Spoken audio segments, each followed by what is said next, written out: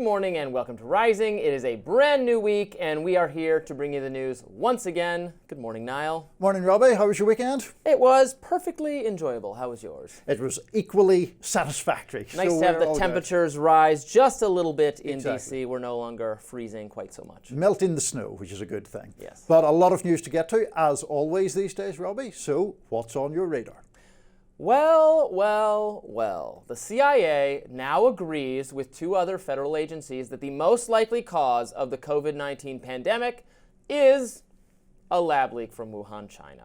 Now, this is a big admission because the CIA had previously stated it did not have enough confidence to choose between the two major theories, lab leak and natural animal spillover. The agency officially revised its opinion over the weekend, issuing a verdict of lab leak, albeit with low confidence. Now, some lab leak skeptical voices fretted that this must be an example of a government agency caving to political pressure in the Trump era, since incoming CIA chief John Ratcliffe has long preferred the lab leak explanation. But according to the New York Times, which is obviously not some apologist for the Trump administration, the CIA's decision to shift in favor of lab leak was actually made before Ratcliffe took over and has been, quote, in the works for some time.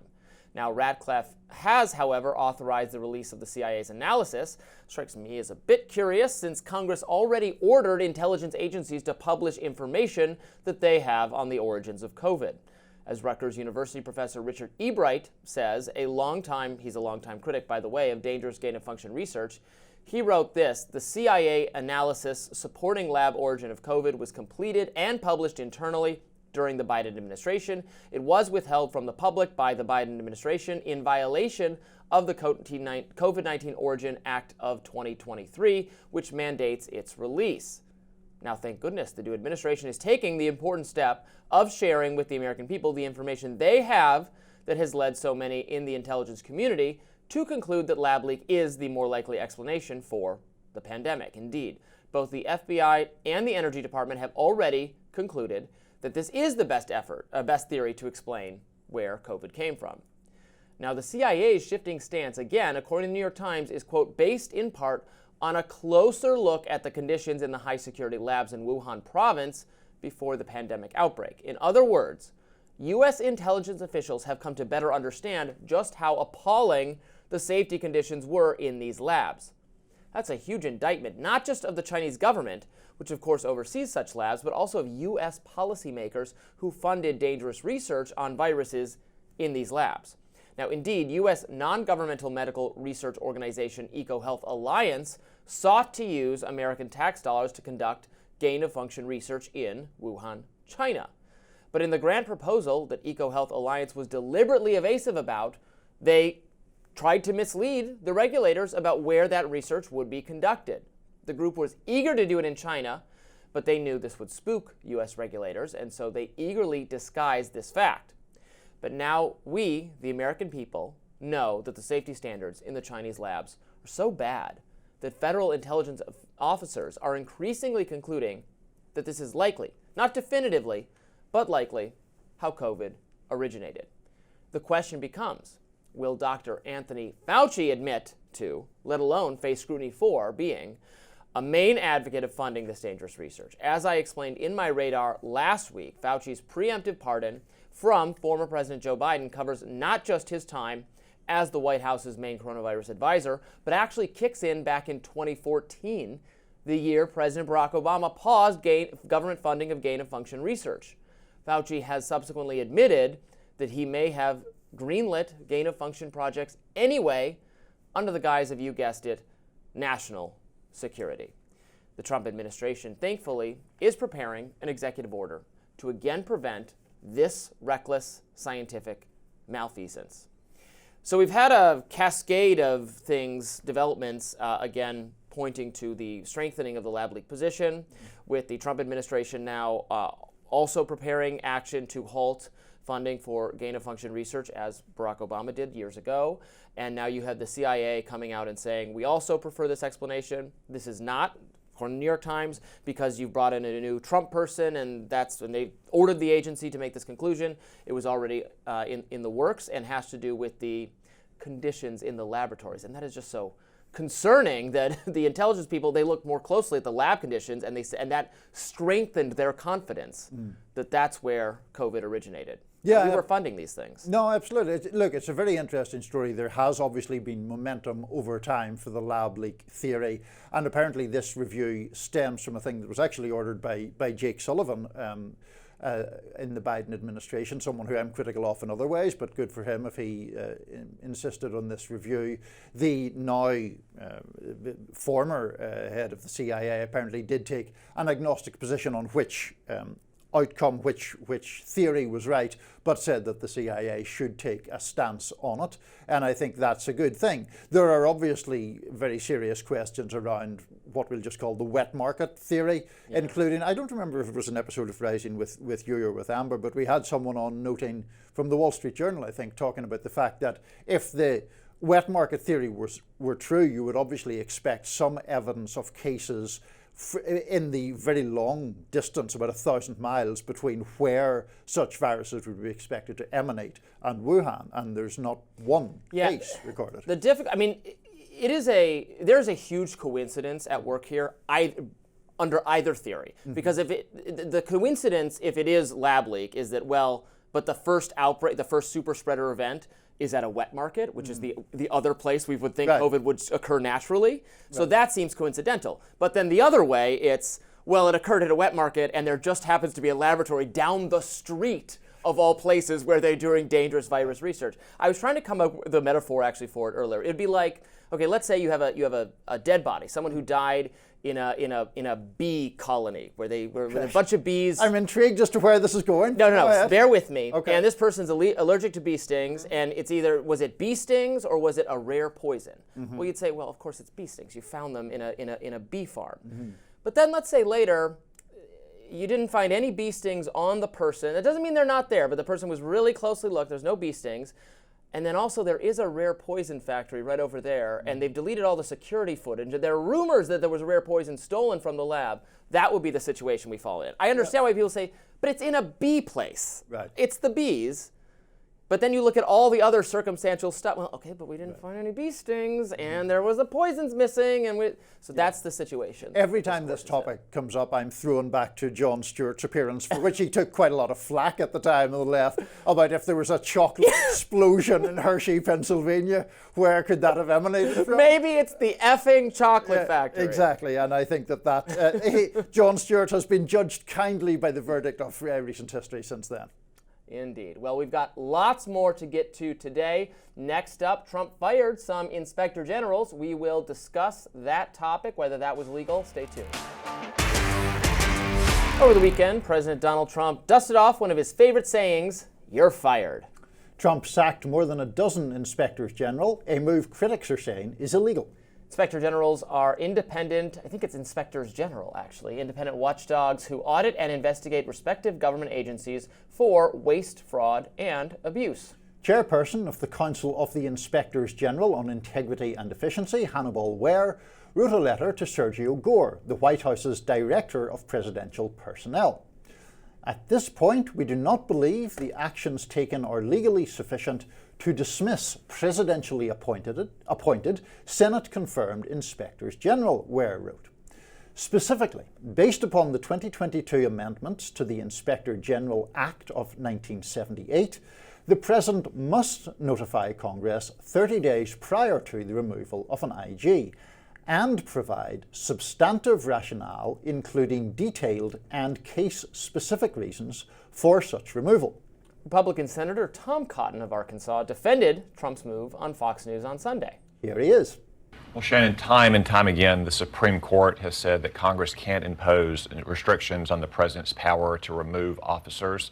In President Trump's first term, he removed the director of the Consumer Finance Protection Bureau, despite limitations on the president's constitutional power to remove officers. That was litigated up at the Supreme Court, and the president won. So ultimately, these inspectors general, serve at the pleasure of the president. He wants new people in there. He wants people who focused on getting out waste and fraud and abuse and reforming these agencies. He has a right to get in there who he wants. I believe so, and he says he wants to fill those offices. Maybe he won't fill them immediately because there's an entire administration to staff and he may have other priorities. But I think the president's inherent power to remove officers will be upheld if it's challenged in court, as it has been time and again for Democratic and Republican presidents alike. Democratic Congressman Jerry Connolly went on CNN this weekend with a very different perspective. Take a look. So I would echo that. I think every one of them should show up to work tomorrow because this is not a legal action by the President of the United States. The law requires two things. One, 30-day notice to Congress. And secondly, they've got to spell out the deficiencies that caused this termination to occur. And President Trump has done neither of those two things. So they are legally, I think, required to go to work tomorrow, and I hope they do. Senator Adam Schiff was on Meet the Press yesterday discussing what Congress could do about the situation. Here he is. Yeah, he broke the law, and not just any law, but a law meant to crowd out waste, fraud, and abuse. And yeah, the remedies Congress has. We have the power of the purse. We have the power right now to confirm or not confirm people for cabinet positions that control agencies or would control agencies whose inspector generals have just been fired. And let's remember, in his first term, he fired an inspector general for providing whistleblower complaints to Congress, fired an inspector general for saying the pandemic response, his response had flaws. The American people, if we don't have good and independent inspector generals, are going to see the swamp refill. They're going to see rampant waste, fraud. They're going to see corruption. It may be the president's goal here, when he's got a meme coin that's making him billions, is to remove anyone that's going to call the public attention to his malfeasance. And here's Senator Chuck Schumer on the floor this weekend. Yesterday, in the dark of night, President Trump fired at least 12 independent inspector generals at important federal agencies across the administration. This is a chilling purge, and it's a preview of the lawless approach Donald Trump and his administration are taking far too often as he's becoming president. Here's Republican Senator Lindsey Graham with a very different opinion. But very quickly, the law says he's supposed to give you 30 days notice. He didn't do that. Do you think he violated the law? Well, technically, yeah, but he has the authority to do it. So I'm not, losing a whole lot of sleep that he wants to change the personnel out. I just want to make sure that he gets off to a good start. I think he has. I'm very supportive of what he wants to do to America. Senior counsel at the Article 3 Project, Will Chamberlain, wrote this on X. Inspectors General are great. That's why President Trump is taking the opportunity to appoint new ones aligned with his policy priorities.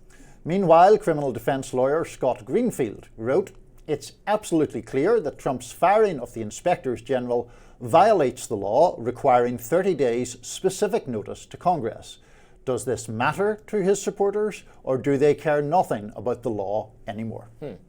And does Congress care is, I guess, the relevant factor. Look, it seems pretty unambiguous he needed to notify Congress that he was going to do this and provide a reason. So what else is there to say? I think there's quite a lot to say, but go ahead and complete your thought first of all. Well, that's my thought. He should inform them, but he does have every right to remove and appoint new inspectors general, one who will do a better job, perhaps, of identifying waste, fraud, and abuse. Look, in theory, I'm really a fan of the idea of inspectors general because I think there's tons of waste, fraud, and abuse in government. They should find more of it. Occasionally, they do a good job. There was great reporting years back from the inspectors general in I think it was the EPA, caught a bunch of federal employees watching porn on their computers when they should have been working.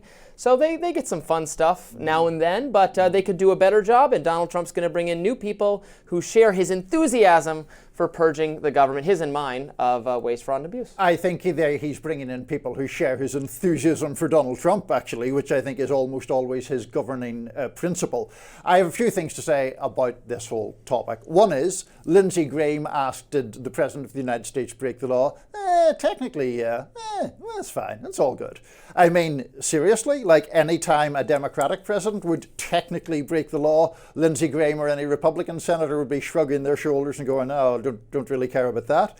Also, Trump has basically fired these people all across the government, and it is a very sensible supposition that he is doing so to remove the very powers of oversight that inspectors general have and to install loyalists in those positions. And the guy at the DOJ who has been more pro-Trumpy on occasions in the past is one of the very few to survive. And to Adam Schiff's point, during the last Trump administration, there were several inspectors general fired. One of them was Michael Atkinson, the IG in the intelligence community, because he'd passed along the information that was provided by whistleblowers about the call to Zelensky that got Trump impeached. The health IG, who Schiff also alluded to, said that there were PPE, personal protective equipment shortages. She based that on a survey of 323 hospitals. Trump said it was her personal opinion and fired her. And then over at State, a guy by the name of Linnock said, who was investigating the allegations that Mike Pompeo, who was then Secretary of State, was using personal staff for his own benefit, was also dismissed. And so this is obviously an attempt by Trump to get rid of and to kick away more of the guardrails to his presidency. Yeah, look, but there's no debate that you use the term loyalists. Every government, every new political figure, right, brings in people who are loyal to him. He does have the authority to appoint new inspectors general. If those people are just running cover for Trump, then I will criticize them too. But if the idea is that he has had, and the view of conservatives is that in the first Trump administration, they were not able to put in people who shared Trump's vision. It's very clear what he ran on. He won the election. Not only did Trump win the election, but then Republicans won a majority in both houses of Congress. And so there's a clear mandate to install in these positions pro-Trump personnel and pro-Trump policies, and so that's what's going to take place. They should notify Congress too, but Congress doesn't care to be notified. They say, put in whoever you want. Trump's position at its core is whatever Donald Trump does is right and justified. And an inspector general should, by his or her very nature, be different from that. And this is what I think frustrates me and a lot of people who are more critical of Trump, is conservatives say about media coverage or about liberal critics, oh, how can you say he's authoritarian? That's such hyperbole. And he has pardoned and given clemency to people who committed violence on January the 6th, including those convicted of seditious conspiracy. He has thrown out inspectors general to replace them with loyalists. He has talked about firing prosecutors who don't prosecute people at his behest.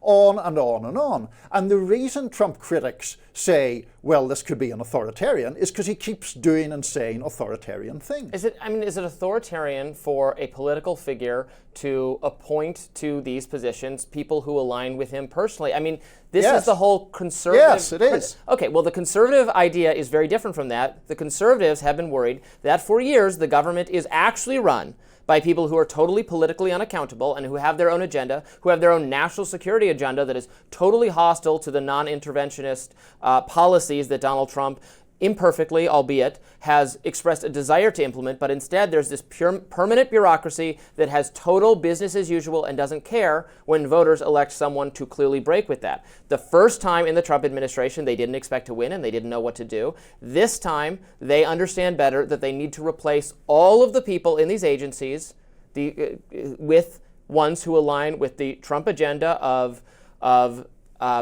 beating down the deep state, preventing regime change and forever wars, improving the economy domestically, handling the illegal immigration problem. All of the things he ran on, he needs his people in place to implement. Or, of course, he could be getting rid of them because they would scrutinize corruption, personal gain, autocratic behavior, and various other things that are rightly scrutinized by people whose first loyalty is not to whomever or whichever president appointed them.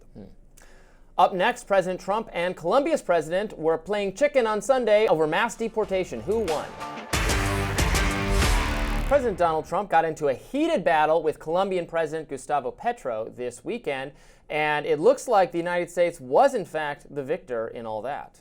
It all started when Colombia refused to accept deportation flights from the US. And as a result, Trump threatened Colombia with the following: 25% tariffs on all goods coming into the U.S., with the threat of 50% tariffs if Colombia didn't accept the deportation flights, travel ban, visa revocation on Colombian government officials, allies, and supporters, visa sanctions on party members and their families, supporters of the Colombian government, enhanced CBP inspections of Colombian nationals and cargo, and lastly, banking sanctions. Trump meant business.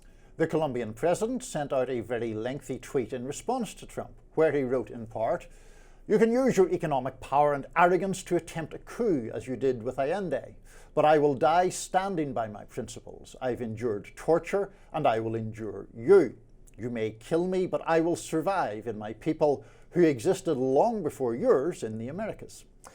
But after Colombia caved to Trump's demands, the White House Press Secretary Carolyn Leavitt said in a statement on Tuesday, "Today's events make clear to the world that America is respected again. President Trump will continue to fiercely protect our nation's sovereignty, and he expects all other nations of the world to fully cooperate in accepting the deportation of their citizens illegally present in the United States." Democratic Congresswoman Alexandria Ocasio-Cortez complained about Trump's methods, writing on X, "To punish Colombia, Trump is about to make every American pay even more for coffee. Remember, we pay the tariffs, not Colombia. Trump is all about making inflation worse for working class Americans, not better. He is lining the pockets of himself and the billionaire class." Senator Tim Scott, on the other hand, wrote, "If a country like Colombia shows resistance to repatriation or enables illegal immigration to the United States, that country should be met with the full force of our economic and national security tools. I wholeheartedly support President Trump's efforts to secure the border." Because the gist of it is that after Trump made that declaration, yes, the president put out a long and colorful statement. Very colorful. We read the kind of most defiant part of it, but there's also part of it where he said, like, "I love the black neighborhoods of That's right. America." Well, he also described or implied Trump was a white slaver, I think, which is interesting. Fascinating. But the long and short of it is, despite his "I will resist you from hell's heart, I stab at thee," they're going to send their own planes to pick up the people. And to be clear, these deportation flights, according to mainstream reporting, was approved by the Colombian government. Then, I think while they're in the air, the Colombian president said, "Oh, actually, we're not taking them because we don't want our people on military planes." And then Trump went ballistic and said, "You listen here, you're taking these people, we're doing all these things." And he said, "I will spite you, I will fight you, but also, actually, we'll just send our planes to get them." Yeah, so it seems like a big win for Trump, actually. Well, it does, and I think Mr. Petro has done a very big disservice to the idea of a sort of, if you want to call it, an international resistance to Trump. Because he has done the classic thing of bringing a knife to a gunfight. He was throwing all these shapes. The tweet that you're referring to included some very, very belligerent language. Some of the stuff that we read was all about, "I will never give in and I will fight for my people." And he promptly turned tail and surrendered within about 6 hours. And I was looking on social media this morning, and even some people who are, I think, by implication, somewhat sympathetic to Petro, are complaining that his purported concern for the dignity of these Colombian deportees lasted a few hours and then was abandoned. So I think he looked foolish. He's a former guerrilla fighter. Apparently he is prone to these intemperate statements. It's very low approval ratings. Very low. So he's not negotiating from a position of strength, to say the very least. And the problem, I think, for people who are resistant to Trump and resistant to Trump's beliefs and resistant to Trump's tactics is this is a victory for Trump, clearly, and it puts wind in his sails, and it makes it easier for him to argue that those kind of tactics that he used are effective. And it makes it easier for him and his defenders to argue that Trump is taken seriously in a way that Joe Biden was not, between this and the successful negotiation of the ceasefire between Israel and Hamas. And look, I agree with AOC. We don't want to do tariffs. She's exactly right. And she's saying things that free market economists say too. So when you impose tariffs, you're shooting them in the foot and yourself in the foot, because the American consumers are the ones trying to buy those goods and are going to ultimately pay more for it. So it is absolutely the case. We do not want to do tariffs. That hurts our people too. It raises the prices of everything at a time where inflation is the number one concern of Americans. So we don't want to do it. What Trump is, the Trump kind of approach to foreign policy right now is to use them as a foreign policy tool to get some, not because they're good in and of themselves. That's the strong medicine, as it were, that has negative gastrointestinal side effects for us or something. Sure. But we got to do it. And the president can do it, has very broad authority, too broad in my view, just for the office of the presidency to be able to declare tariffs is something I would actually leave to Congress in my ideal envisioning of how, along the lines of what the founders intended, probably. But he can do it, and he has used it diplomatically, effectively. Yeah, and that also, as you say, buttresses the argument that tariffs can be used as a negotiating tactic. I just want to point out one thing before we wrap this up, which is it is not new at all for Colombia to accept flights of deportees from the United States. In fact, over the past 4 years of the Biden presidency, there were about 400 such flights. So they typically have about 2 flights a week. What seems to have happened here is that this pretty left-wing leader of Colombia took exception to the use of military planes, argued that was inherently damaging to the dignity of the deportees. This fracas ensued, and the Colombian came out on the losing side of it, and that's and these were, and also to be clear, these were deportees. Correct me if I'm wrong. Again, this is not. We didn't go door to door looking for any old illegal immigrant. These are people who committed other crimes, in some cases serious crimes, and are being deported for that reason, I suspect. I'm not sure really whether we have had a breakdown of that. Trump has said he's focused primarily on people who've committed crimes, but I'm not sure in this case. Up next, President Trump's controversial statements about Palestinian refugees who want to return to Gaza. We'll explore that subject with a guest. Stay tuned. Finally, some good news in the Middle East. The ceasefire between Israel and Hamas appears to be holding, so Palestinians are beginning to return to northern Gaza. The devastation is clear, and it will take lots of money and effort to rebuild what Israel has destroyed. On Air Force One Saturday, President Trump told reporters that he spoke to the King of Jordan to outline his plan for the Gaza Strip. Let's listen. I'm talking to General al-Sisi tomorrow, sometime, I believe. And I'd like Egypt to take people, and I'd like Jordan to take people. You're talking about probably 1.5 million people, and we just clean out that whole thing. It's over the centuries, that's many, many conflicts inside. And I don't know, something has to happen. The president offered up one idea that Jordan and Egypt could provide new homes for the displaced Palestinians. Now, the right of return was a major roadblock during the Oslo peace accords in Yasser Arafat's era. This also has huge potential consequences for Jordan, a key US ally and stabilizing force, in our opinion, in the region. Here to unpack all of this is Annelle Sheline of the Quincy Institute for Responsible Statecraft. She worked at the State Department until she resigned last year. Welcome, Annelle. Thank you for having me. So let's start off with what President Trump said there. I won't put words in your mouth. What did you think of it? Well, in terms of Trump's comments about the possibility of Egypt and Jordan taking the Palestinians in Gaza, this would be extremely destabilizing for Jordan. As you said, Jordan is a major strategic partner, not only of the United States, but also of Israel. And the population of Jordan already is approximately half Palestinian. So for there to be hundreds of thousands up to millions of Palestinians coming across the border was something that Jordanians expressed extreme concerns about. When I was there last fall, I wrote a brief for the Quincy Institute about this, where the concern is this could bring down the government of King Abdullah, because he would be forced, because Israel would be violating the terms of the 1994 peace treaty. Egypt and Jordan signed a treaty in 94 that stipulated that Israel would not displace Palestinians into Jordan. And so if Israel broke that treaty, King Abdullah would either have to respond somehow, which he would be unlikely to do, given the consequences he would likely face from Israeli retaliation and from the US. However, he would be unlikely to survive that politically, and his government could fall. And then it's a question of what would replace the Hashemite monarchy in Jordan. Likely would be a government that would be far less willing to engage with the United States or with Israel.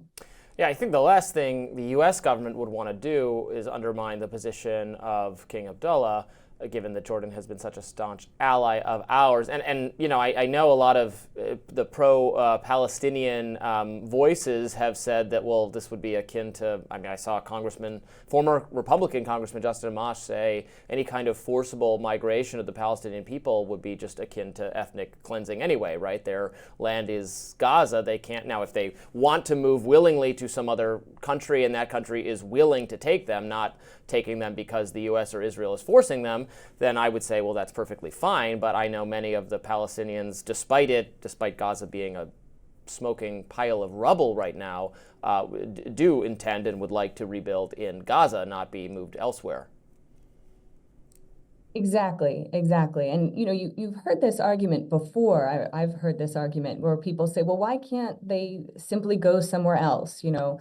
And I think the question should really be, well, why is Israel allowed to engage in policies that have reduced Gaza to a pile of rubble?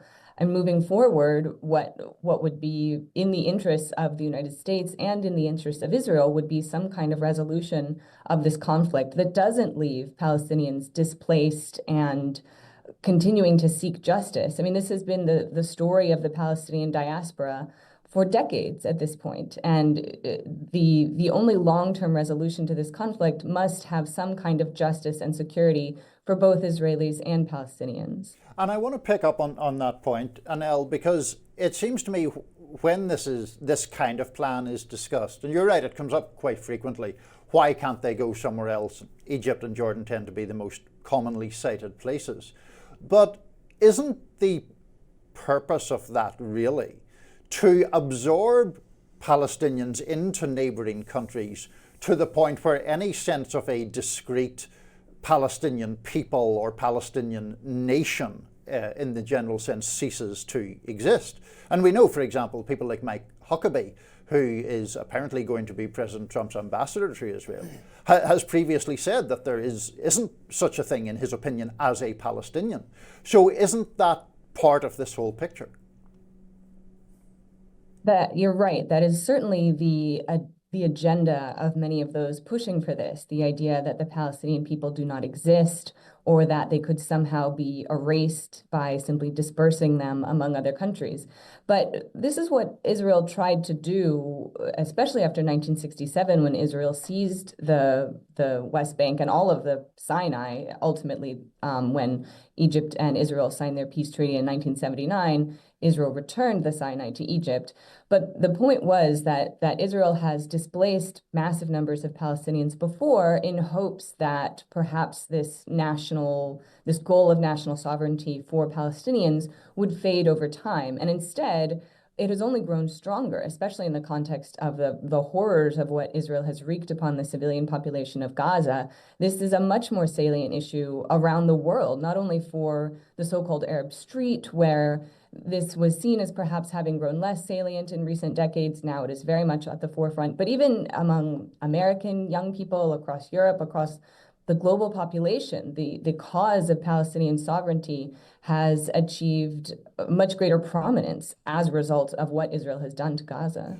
Well, but I take all that, I understand all that, and I'm sympathetic to it. You know, how would you respond to the counter argument, or I guess the more pro-Israel side of things, saying, okay, well, you know, said all that all may be true, but now we have to live in the here and now, and the reality is that as of today, even if it's morally justified or it would have been preferable in the past, giving statehood to the people, to the Palestinians now, would result in Hamas having a terrorist organization, being the legitimate government of this region, and given their pledge to continue to attack Israel in the future, that their leaders have stated a willingness to do that, and that October 7th happened. The reality is the country of Israel, the nation of Israel, like any other nation, cannot allow a terrorist state to be set up for its own security on its borders. You know, what do we do now, given that is the reality that would ensue?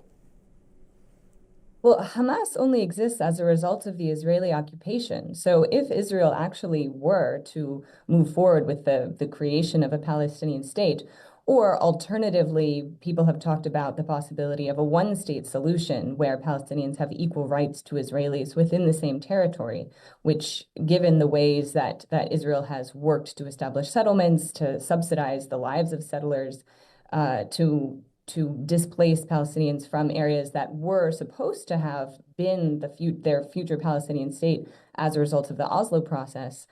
All of this would essentially obviate or get rid of the need for Hamas. Hamas only exists because of this frustration with Israeli occupation. Whereas if Israel actually established a state of Palestine, this would be the most secure outcome for Palestinians, who this is what they've been asking for, and for Israelis, who then would be able to deal with another sovereign country, either alongside them or, again, in some kind of one-state reality where Palestinians had equal rights.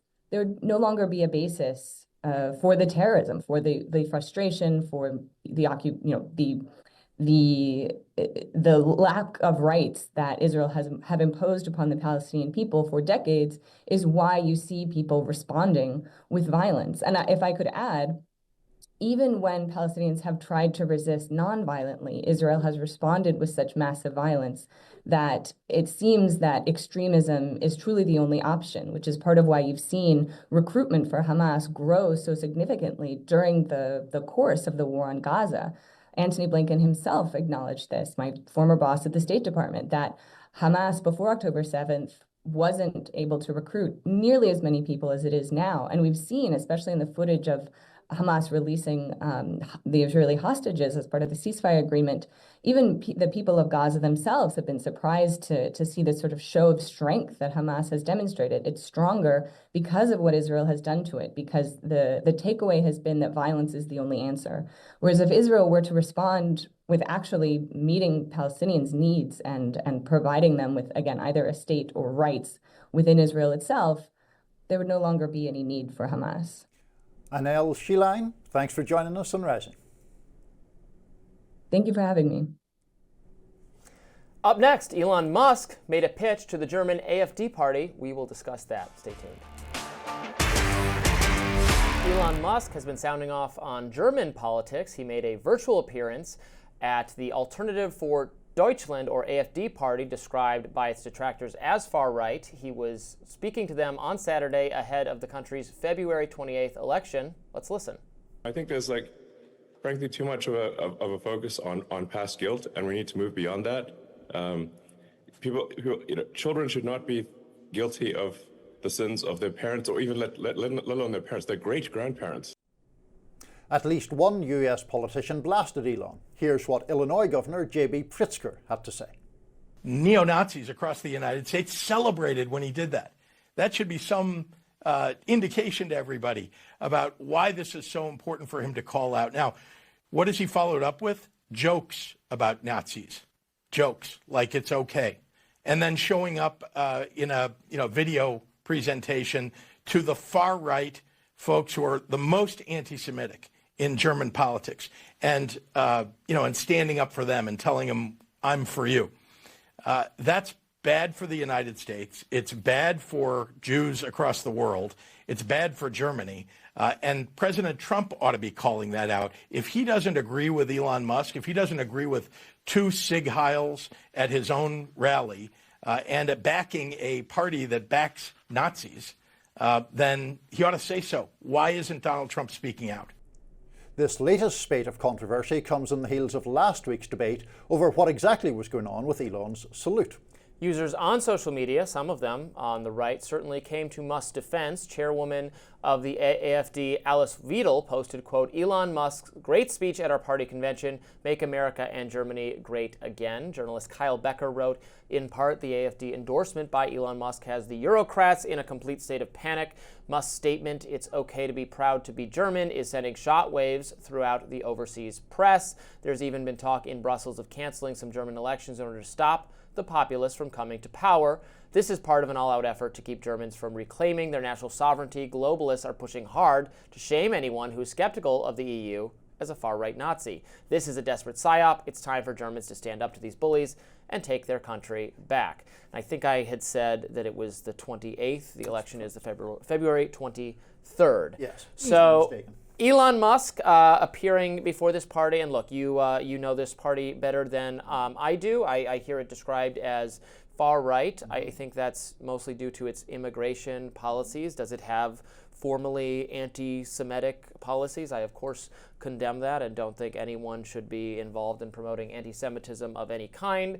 As we argued last week, I do not believe for one moment that Elon Musk was deliberately doing any kind of Nazi salute for a variety of reasons, including that he said, "My heart goes out to you," and the gesture was coming, moved his hand from his heart outward. I think he said he has autism. I think he has sometimes difficulty transmitting to people what he actually means. The fact that, Nick Fuentes and other actual neo-Nazi or white nationalist type people were celebrating him doing it doesn't mean, and of course they want to associate themselves with this very popular or rather associate him with them. That doesn't mean that he was actually meaning to do it. Now, and similarly, I don't think necessarily saying that you have to, the sins of the children or whatever, that's a fine line. Now, again, I don't know very much about this party, and they may not be the one I support, and tell me if they have actual anti-Semitic policies that we should be exercised about and talking about, because that would be totally unacceptable. Well, for example, in last year's European elections, their lead candidate said of the SS, not all of them were criminals. And seemed to be minimizing the role played by the SS during the horrors of Nazism. Elon Musk's gesture, you and I have very different interpretations of. We have both been careful to say, I think, that we don't know what was in his mind. I have never seen anyone make a gesture saying that their heart goes out to people with such a vigorous and fascist-like gesture. And I think that is part of a broader pattern of Elon Musk's support for far-right causes, far-right individuals, and far-right parties. I would also say that if one was enmeshed in a controversy like that, I don't think it is prudent to initially defend yourself with some of the puns about Nazism that J.B. Pritzker was talking about. I also do not think that it in any way eases suspicion when you choose to make the speech that he made to the AFD just 2 days before the International Day of Remembrance for the Holocaust, a day that is on today, January the 27th, because it marks the anniversary of the liberation of Auschwitz. And he is out there talking about how it shouldn't be, people shouldn't be ashamed of the past. That is obviously a reference to Germany's Nazi past. There is a very, very valid reason why the function of shame about that is to protect against the rising of any similar sentiments, and Elon Musk is out there arguing against that. Well, I think it is, I feel shame about the past. I think it is important to teach the past and teach, of course, very, very, very despicable, violent, genocidal acts by our even recent ancestors, and we don't want to have any slipperiness in going back toward being tolerant of anti-Semitism or any other kind of prejudice. Absolutely. Now, I would agree with him, however, that people alive today should not sin, are not like guilty of their ancestors' crime. So keeping it on that level is fine.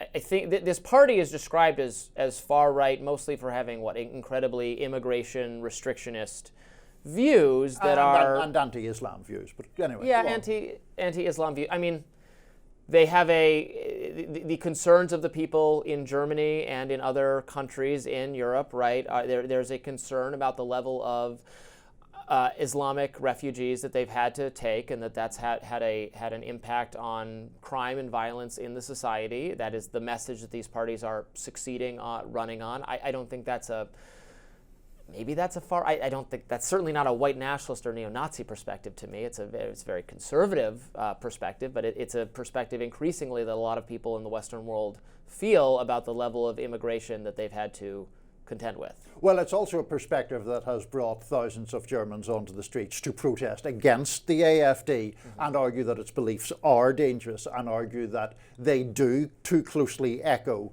the horrendous things in Germany's past. I just wanted to push back in a different way about the idea of like pride and shame and all of that. Because Elon Musk's argument is, well, you shouldn't be ashamed, you should be proud of being German.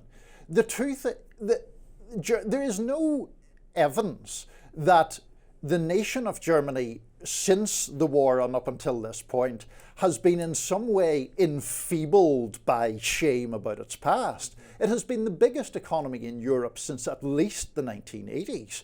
It has every capacity and has shown every capacity to be a strong, confident, outward-looking, economically successful nation while having all these safeguards in place to prevent against any rise of the fascistic Nazi beliefs that disfigured the entire 20th century, killed 6 million Jews, and will forever be a mark of shame on the German nation. Well, I agree that I also celebrate Germany's successes in purging itself of Nazism and then becoming a very stable and successful economic powerhouse and a strong and important partner of the United States in the project of liberal democracy and free market. So yes, I also applaud them for doing that, and that would be absolutely unconscionable for them or any other nation to turn back in a prejudiced or anti-Semitic direction, and I don't want to see that happen. But the failure of more centrist and more liberal parties to deal with mass migration has clearly opened the door to parties with harder lines on those issues to be successful. It has, and I think it's very dangerous, and I think Elon Musk is fanning those flames to the detriment of those societies. Up next, Stephen A. Smith's shocking interview with Bill Maher. We'll cover that. Stay tuned. ESPN's Stephen A. Smith was on a tear Friday during his guest appearance on Real Time with Bill Maher. He made a stunning admission about Kamala Harris's loss. Let's watch. Yes, I voted for her. A lot of people voted for her. But in the end, we end up feeling like damn fools because we supported it. We fell for the okie doke, as they say. You know she did. If you had a primary, the likelihood is that she would not have been the Democratic nominee. And you can't say that about Trump in this side. You can't. Stephen A. also skewered Democrats for inadvertently re-electing President Trump and then wondering how that happened. Take a look. What voter out there can look at the Democratic Party at this moment in time and say, there's a voice for us, somebody that speaks for us, that goes up on Capitol Hill and fights the fights that we want them fighting on our behalf? They didn't do that. And that's why their behinds are home, and that man is back into the White House. Smith's criticism stunned social media. Conservative account The Calvin Report posted, quote, Stephen A. Smith drops truth bombs on Bill Maher's crowd. The American people chose the felon who kept his promises over party pushing absurdity like men can get pregnant. When leadership abandons common sense, voters will rebel. Actor Kevin Dalton posted, quote, Stephen A. Smith dropping bombs Bill Maher's audience wasn't prepared for. Town Hall reacted this way, quoting ESPN, Stephen A. Smith absolutely obliterated the Dems on Bill Maher's show this week. So this was another viral clip on Bill, the common occurrence on Bill Maher, the kind of centrist perspective backlash to Democratic Party excess. I don't think it's a guarantee that Kamala Harris would not have prevailed in a Democratic primary. I think it could have gone either way. I think she would have been the favorite to win versus any other person. Yeah. But that it would have been like 50% her, 50% any one of the other people. Yeah, I think the reason that even Democrats are skeptical of Harris or, in retrospect, frustrated about what happened is she had never been that great a candidate in 2020. And yes, she may have won a Democratic primary, but a full-blown Democratic primary, in other words, one in which President Biden had decided to step aside, would have, by its very nature, allowed other challengers to come forth and try to beat her for the nomination. And the argument, I think, is that either she would have emerged as a stronger candidate from that, or the Democratic Party itself would have had a stronger nominee. Now, to some extent, it's kind of crying over spilt milk, in a sense. I don't know if that phrase is used in the United States. Oh yeah, we say that. You do? Yes. Okay. Sometimes I inadvertently use Irish or Britishisms that just perplex people. But look, that that horse has bolted from the stable. It didn't work out in that way, and Democrats were left with Kamala Harris. I think the original sin there, politically speaking, was Biden hanging on, because once the situation had developed and then he had that terrible debate, there wasn't going to be an open primary in that point, and kicking Harris away for someone else would have just destroyed that point. They were between a rock and a hard place, to use another idiom. One that probably exists. Indeed, a universal idiom. Side of the pond as well. It was just, there was no other choice, really. What do you make of his contention that, I think there's some to this, but I'm interested in it from the Democratic side. Republicans are, this time at least, I would argue a lot of times Republicans do not deliver on their promises to voters. I think the perspective of certainly ardent Trump backers, I don't know if the kind of middle ground lean toward Trump this time, how they feel about things, but I think ardent MAGA people are so far very happy about what they're seeing from Trump, that he has meant it on his immigration rhetoric, that we're deporting, for instance, people to Colombia, and the Colombian president threw a fit about it, threw a little tantrum, and Trump said, absolutely not, you are taking them, and he backpedaled. We just talked about that.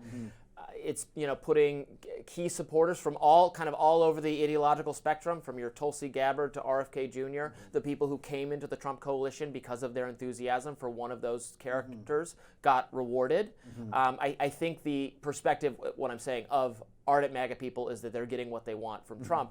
Stephen A. Smith suggesting that why don't Democrats ever do that? That they are not delivering on what their voters want. Do you think that is true or not? I think there is merit to it. I do think that Trump has done so far what he said he was going to do. Now that, of course, horrifies people on the Liberal side and enthuses people on the Conservative side. I think there are voters in not really the middle ground, but independent voters who do respect it because they are so accustomed to politicians not saying what they're going to do.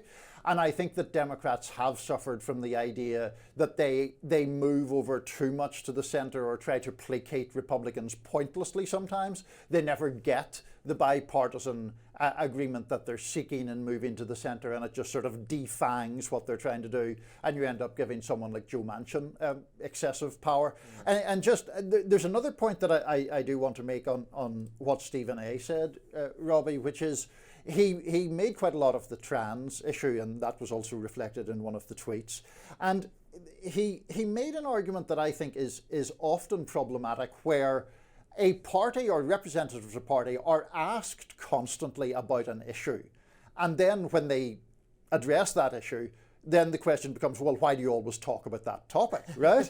So Stephen, to make sure I've got Stephen A.'s words right, he said about the focus on trans issues, that it was a focus on issues that pertain to less than 1% of the population. The Democratic Party came across as if that was a priority more than the other issues.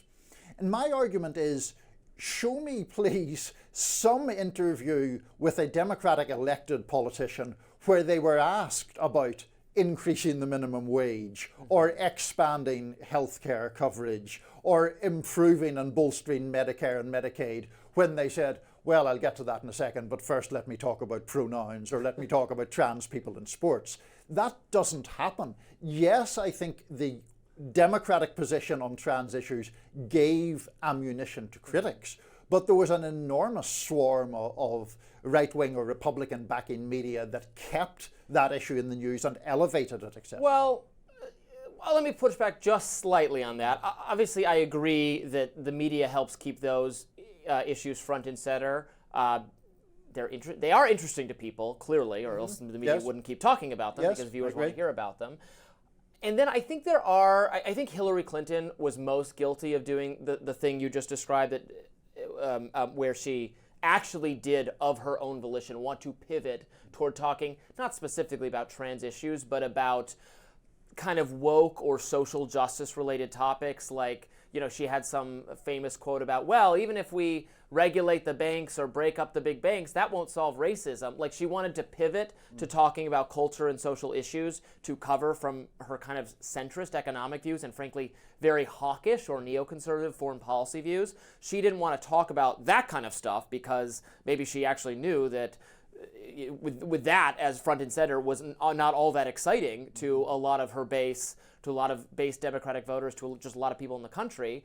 but she thought, because she was getting bad advice from the kind of younger, progressive activist people and media people who were most pro her, that leaning into Black Lives Matter and Me Too and women's rights and racial justice was going to be key to her campaign. And that turned out that was, as we continue to harp on, that is actually alienating. That wins with like the college set, the progressive media set, but is extremely alienating to the people who used to be the Democratic base, to working class people. And to tie all of this together, I think Stephen A. Smith's argument was the Democrats need to fight and need to show that they fight on those economic issues that do have broader appeal. Yeah. Next up, Vice President J.D. Vance and CBS anchor Margaret Brennan were in a tussle. We will discuss that. Stay tuned. What does President Donald Trump's approval rating look like so far? The answer may or may not surprise you. Let's take a look at CNN's Harry Enton breaking down the numbers this past weekend. This is a very different Donald Trump. He's leading a very different administration, the way he's attacking things, and the American public is very much more in line with him than they were at any point during his entire first term. Well, I would say, correction, this is not a very different Donald Trump. This is a very different Donald Trump as being viewed by voters in this In the moment. way he's going about things with Susan Wiles leading things, I think he is, going at things in a much less disorganized fashion, much more organized. Take me back in history. Take you back in history. So it was so interesting to me that Donald Trump's first net approval rating of his second term is higher than his entire first term. And I was interested, has that ever happened? Has the second term net approval rating in the first month, have you ever had a higher rating than any net approval rating during the entire first term? Donald Trump is the only... I have a really hard time believing this. This is 100% true. I went back. I love spreadsheets. Donald Trump is the first guy ever whose net approval rating in the first month of his second term is higher than any rating that he had as an entire first term, Kate Baldwin. This is true. I don't make stuff up. The numbers are the numbers. I believe you in nothing except when you have it in the wall, and then I believe everything you say. I really like this clip because Harry Enton, who's really good, by the way, he's become a great pollster and pretty solid commentator, just hitting her with facts. And, you don't have to like it, but she's outraged that the facts are the facts. She's like, no, there's no way he could be this popular. Like, look, he is more, these are some important firsts, showing that this is in some, I get that from her view, Donald Trump is temperamentally the same person that he was the first time around, and then some, maybe even more ornery than he was before. But from the perspective of the things he's trying to accomplish, we talked about this earlier, his base is very happy with what they're seeing in terms of the appointments is not just only garden variety old guard Republicans who are going to do what they were going to do regardless of Donald Trump coming in, but people who align very closely with him for good or for ill from your perspective. And he has made himself, despite January 6th and everything else that Trump, rightly or wrongly, rightly in that view of mine, deserves criticism for, he has become more popular over time. It's certainly true that his approval ratings right now are pretty strong. I don't quite get why the CNN anchor was quite so shocked as she was. Because she lives in a little bubble where everyone hates Donald Trump? Well, possibly, but also possibly because she's overlooking the fact that when presidents first come into office, they typically do have pretty strong approval ratings. I was just looking at the Gallup figures here, and it seems like in the Januaries of their first term, both Biden and Obama had approval ratings of around 60%. Now, she is making, I think, a different argument, or maybe Harry Enton was making a different argument, because he's saying, well, this is the start of Trump's second term. But of course, apart from your great hero, Grover Cleveland, he's never happened before. It's never happened before. So we've never had the honeymoon period of a second term, with the exception of Grover, where I don't think modern polling existed, where people have had, as it were, a break from someone for 4 years and then they have come back as president. So yes, he has approval ratings that are pretty strong right now. I think there are reasons for that you have just outlined. I think it is quite commonplace for new presidents, which he still is, despite the fact that it's a non-consecutive second term, and we'll see where he is 6 months or a year from now. I mean, by the end of Biden's first year, the Afghanistan withdrawal had capsized him, and he never really recovered. He never really recovered, although then his party did better than expected in the midterms. I think they suffered some uniquely bad, the Republicans suffered from having some uniquely bad candidates in some key races that perhaps contributed then to Biden's overconfidence, desire to seek a second term despite having previously said, I don't think he ever explicitly promised that he would only serve one term, but talked about being a transitional figure and very much setting up Kamala or even someone else.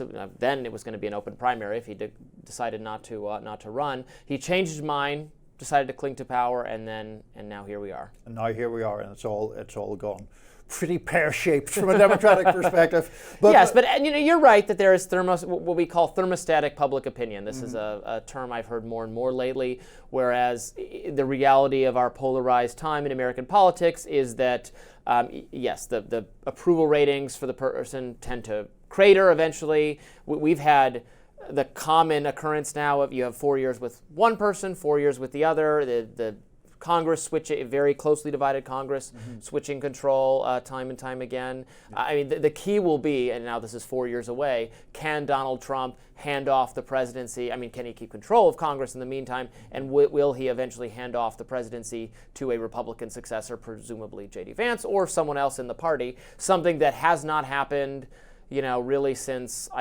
Reagan was succeeded by his vice president, George H.W. Bush in, the year I was born. So it doesn't happen a lot. Well, it doesn't happen a lot, but I think that there is actually a somewhat shorter term horizon, which is, can Trump deliver on the bigger promises that he has made? We were talking earlier in the show about an interview J.D. Vance gave to CBS, and he was talking about inflation, and Vance was defending Trump and saying there's all these sort of longer term things that they're putting into place that will curb inflation. What if that's wrong? What if there is a problem in that respect and that inflation actually raises its head? It is already way down from what it was at the peak of the Biden administration, but that's not something that Trump gets credit for. It happened in the final years of the Biden administration. There are all sorts of things that can go wrong. Nobody expected on the day that Donald Trump was elected in 2016 that 4 years hence there would be a pandemic that he was I think judged as having handled pretty poorly for the most part, even if there were some elements of progress like the vaccinations. So look, I think that let's see where Donald Trump is 6 months or a year from now, but that is not to deny that he, like most presidents new back into office, is in a strong position. A honeymoon period, a second honeymoon. A second honeymoon. An experience some people end up having. What does President Donald Trump's approval rating look like so far? The answer may or may not surprise you. Let's take a look at CNN's Harry Enton breaking down the numbers this past weekend. This is a very different Donald Trump. He's leading a very different administration in the way he's attacking things, and the American public is very much more in line with him than they were at any point during his entire first term. Well, I would say, correction, this is not a very different Donald Trump. This is a very different Donald Trump as being viewed by voters in this in the way he's going about things with Susan Wiles leading things. I think he is, going at things in a much less disorganized fashion, much more organized. Take me back in history. Take you back in history. So it was so interesting to me that Donald Trump's first net approval rating of his second term is higher than his entire first term. And I was interested, has that ever happened? Has the second term net approval rating in the first month, have you ever had a higher rating than any net approval rating during the entire first term? Donald Trump is the only... I have a really hard time believing this. This is 100% true. I went back. I love spreadsheets. Donald Trump is the first guy ever whose net approval rating in the first month of his second term is higher than any rating that he had as an entire first term, Kate Baldwin. This is true. I don't make stuff up. The numbers are the numbers. I believe you in nothing except when you have it in the wall, and then I believe everything you say. I really like this clip because Harry Enton, who's really good, by the way, he's become a great pollster and pretty solid commentator, just hitting her with facts. And you don't have to like it, but she's outraged at the facts of the facts. She's like, no, there's no way he could be this popular. Yeah. Like, look, he is more, these are some important firsts, showing that this is in some, I get that from her view, Donald Trump is temperamentally the same person that he was the first time around, and then some, maybe even more ornery than he was before. But from the perspective of the things he's trying to accomplish, we talked about this earlier, his base is very happy with what they're seeing in terms of the appointments is not just just only garden variety, old guard Republicans who were going to do what they were going to do regardless of Donald Trump coming in, but people who aligned very closely with him for good or for ill from your perspective. And he has made himself, despite January 6th and everything else that Trump, rightly or wrongly, rightly in that view of mine, deserves criticism for, he has become more popular over time. It's certainly true that his approval ratings right now are pretty strong. I don't quite get why the CNN anchor was quite so shocked as she was. Because she lives in a little bubble where everyone hates Donald Trump? Well, possibly, but also possibly because she's overlooking the fact that when presidents first come into office, they typically do have pretty strong approval ratings. I was just looking at the Gallup figures here, and it seems like in the Januaries of their first term, both Biden and Obama had approval ratings of around 60%. Now, she is making, I think, a different argument, or maybe Harry Enton was making a different argument, because he's saying, well, this is the start of Trump's second term. But of course, apart from your great hero, Grover Cleveland, he's never happened before. It's never happened before. Yeah. So we've never had the honeymoon period of a second term, with the exception of Grover, where I don't think modern polling existed, where people have had, as it were, a break from someone for 4 years and then they have come back as president. So yes, he has approval ratings that are pretty strong right now. I think there are reasons for that you have just outlined. I think it is quite commonplace for new presidents, which he still is, despite the fact that it's a non-consecutive second term, and we'll see where he is 6 months or a year from now. I mean, by the end of Biden's first year, the Afghanistan withdrawal had capsized him, and he never really recovered.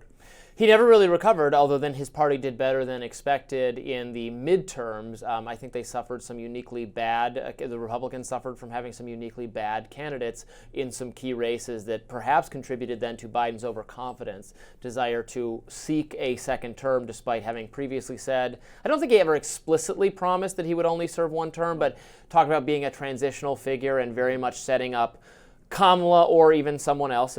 Then it was going to be an open primary if he decided not to run. He changed his mind, decided to cling to power, and now here we are. And now here we are, and it's all gone pretty pear-shaped from a Democratic perspective. But, yes, but you're right that there is what we call thermostatic public opinion. This is a term I've heard more and more lately, whereas the reality of our polarized time in American politics is that, yes, the approval ratings for the person tend to crater eventually. We've had the common occurrence now of you have 4 years with one person, 4 years with the other. The Congress a very closely divided Congress, switching control time and time again.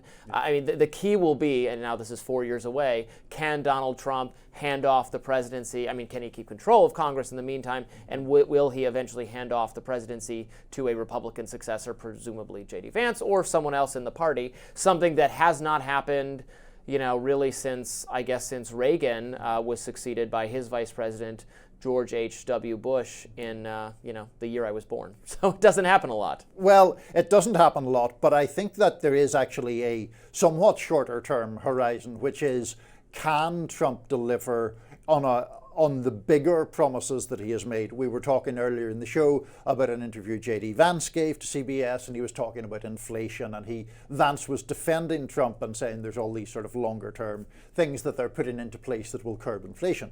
What if that's wrong? What if there is a problem in that respect and that inflation actually raises its head? It is already way down from what it was at the peak of the Biden administration, but that's not something that Trump gets credit for. It happened in the final years of the Biden administration.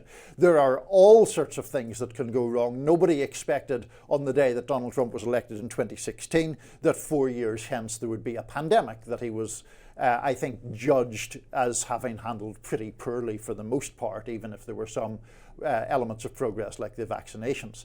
So look, I think that let's see where Donald Trump is 6 months or a year from now, but that is not to deny that he, like most presidents new back into office, is in a strong position. A honeymoon period, a second honeymoon. A second honeymoon. An experience some people end up having. That does it for us today on Rising. Thanks so much for tuning in. We're just getting started. We'll be delivering you fresh episodes of Rising every day this week. We're excited and optimistic that they're going to be really excellent shows. In the meantime, please like, share, and subscribe so you never miss any of our content.